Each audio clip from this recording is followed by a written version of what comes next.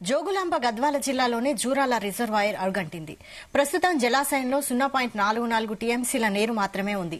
దీంతో యాసంగిలో పంటకు సాగునీరు అందించలేమని అధికారులు పంట విరామం ప్రకటించారు. జలాశయంలో నీరు లేకపోవడంతో భీమా, నెట్టెంపాడు, కోయిల్ సాగర్ ప్రాజెక్టుల్లోనూ నీటి జాడ లేక అయోమయ పరిస్థితి నెలకొంది.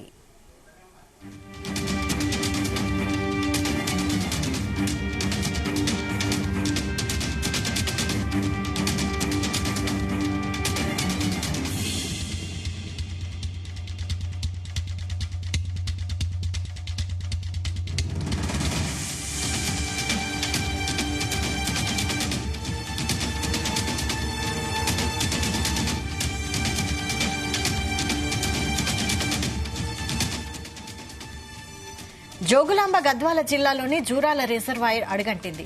ప్రస్తుతం జలాశయంలో 0.44 టీఎంసీల నీరు మాత్రమే ఉంది. దీంతో ఈ యాసంగిలో పంటకు సాగునీరు అందించలేమని అధికారులు పంట విరామం ప్రకటించారు.